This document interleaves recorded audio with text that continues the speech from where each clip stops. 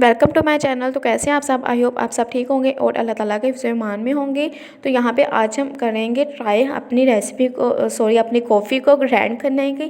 तो यहाँ पे मैंने जो है कॉफ़ी ली है, बीन्स वाली कॉफ़ी आपके पास भी होगी, बाज़ार से इजीली मिल जाती है। अगर आप लोगों के पास वो कॉफ़ी है तो उसको थोड़ा सा जो है ग्राइंड करना यानी कि पीसना थोड़ा सा मुश्किल टास्क लगता है, लेकिन ईज़िली हम घर में भी पीस सकते हैं।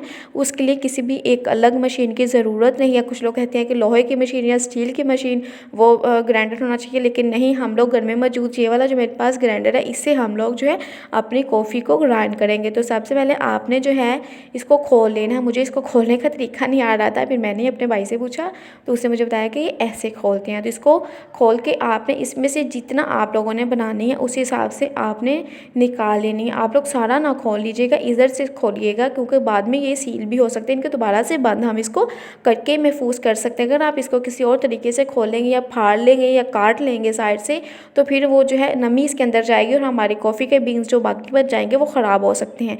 तो आपने इसमें ज़रूरत जितनी आपको ग्राइंड करनी है, जितनी आपको चाहिए उतनी आपने इसमें डाल के ग्राइंड कर लेनी है। देखिए ये बीन्स हैं, मोटे वाले बीन्स हैं, अच्छे खासे मोटे वाले बीन्स हैं। तो आपने इसको अच्छे से ग्राइंड करना है। ग्राइंड करके आप इन्हें इसको किसी भी एयर टाइट में आप लोगों ने इसको जो है महफूज कर सकते हैं, आप लोग इसको सेव कर सकते हैं। तो यहाँ पे मैंने मशीन को चला दिया, तकरीबन इसको 3 से 4 मिनट लगे थे इसको ग्राइंड करने में। आप लोगों ने जल्दबाजी नहीं करनी और आपने घबराना बिल्कुल नहीं है कि आपकी कॉफ़ी जो है ग्राइंड नहीं हो रही या बारीक नहीं पीस रही।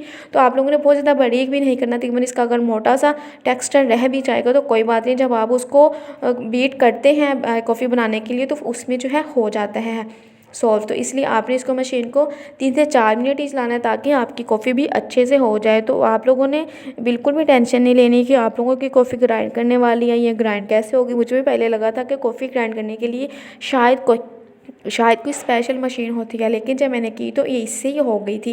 ये घर में मौजूद हमारा जो ब्लेंडर है उसी से मैंने कर ली थी। लेकिन आप लोगों ने एक बात और यहाँ पे याद रखनी है, अगर आपका भी ये वाला जो है कांच का है तो आप लोगों ने बिल्कुल नहीं घबराना। लेकिन अगर आपका प्लास्टिक का है तो आपने रिस्क नहीं लेना। आपका प्लास्टिक का जो है ग्राइंडर वो टूट सकता है, तो इसलिए आपने उसमें नहीं करनी। अगर आपके पास कांच का है तो आप लोगों ने घर में बिल्कुल किस झिझक के बगैर आपने ग्राइंड कर लेनी है। तो मैंने यहाँ पे कॉफ़ी ग्राइंड कर ली जितनी मुझे ज़रूरत थी, और मैंने ये देखिए कॉफ़ी वाला ही बॉक्स है मेरे पास पड़ा हुआ, मैंने उसमें ही डाल दिया ताकि ये बंद रहे, इसके अंदर हवा ना जाए, फिर ये ख़राब नहीं होगी। तो बहुत ही आसान सा तरीका था कॉफ़ी ग्राइंड करने का, मैंने आप लोगों के साथ शेयर कर दिया है। मुझे उम्मीद है कि आपको जो है मेरा कॉफ़ी ग्राइंड करने का तरीका पसंद आया होगा। बहुत ही सादा और बहुत ही आसान तरीके से हम घर में कॉफ़ी ग्राइंड कर सकते हैं, बिल्कुल किसी भी टेंशन की ज़रूरत नहीं है। तो व्यूअर्स दुआ में याद रखिएगा, अपना और अपनी फैमिली का ख्याल रखिएगा। इंशाल्लाह अगली वीडियो में मुलाकात होगी, तब तक के लिए इजाज़त दीजिए। अल्लाह हाफिज़।